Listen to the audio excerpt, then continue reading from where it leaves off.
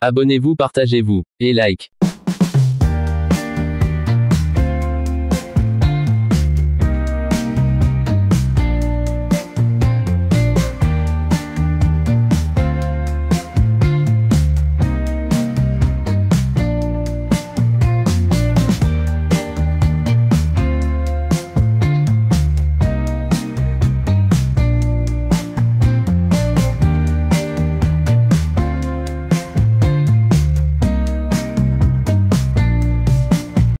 Guechtou TV, la meilleure.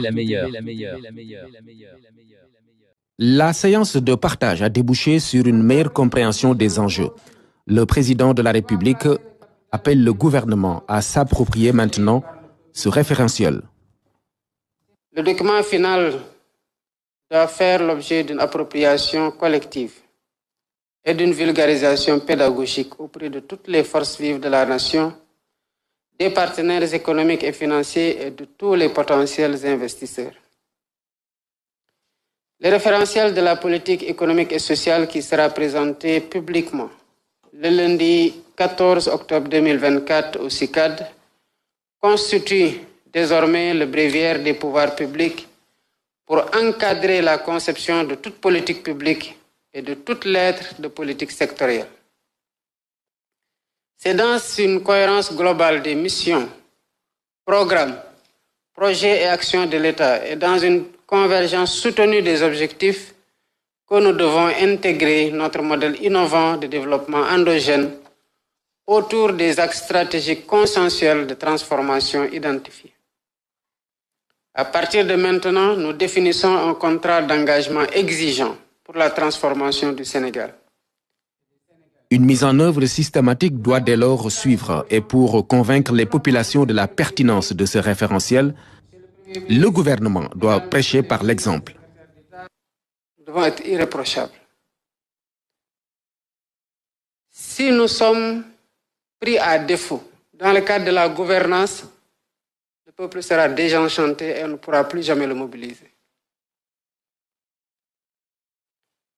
À partir de maintenant, rappelons-nous des péripéties qui nous ont amenés ici. Le Premier ministre l'a dit.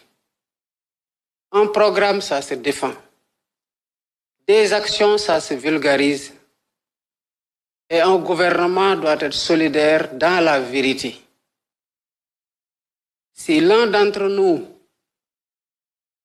en toute responsabilité, en toute connaissance de cause, décide dans l'intimité de son bureau de transgresser, il ne peut entraîner personne dans une solidarité gouvernementale. Ce n'est pas notre rôle. Et nous devons tous le comprendre.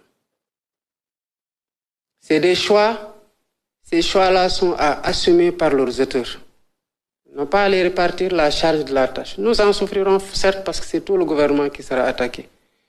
Mais nous devons tous savoir ce que nous avons découvert à nos différents niveaux de responsabilité. Nous engage à travailler à empêcher durablement que ce même schéma ne puisse se reproduire. Le président Bassirou Diomaye Faye a demandé au Premier ministre Ousmane Sonko de veiller à l'exécution maîtrisée de la tâche afin de tirer le meilleur profit.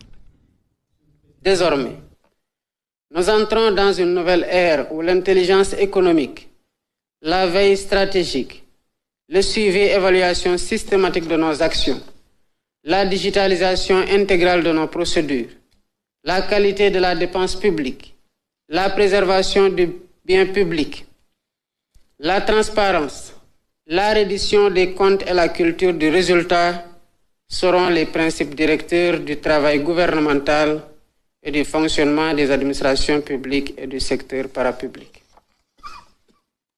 In fine, ce qui compte, c'est la satisfaction des citoyens usagers des services publics.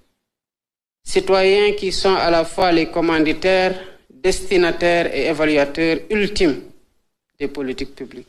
Mais je saisis l'occasion, et là je m'arrête, pour féliciter le Premier ministre pour le travail de qualité exceptionnelle réalisé en un temps record sous sa supervision. Une supervision alerte et pointue pour élaborer la nouvelle vision stratégique de développement du Sénégal à l'horizon 2050.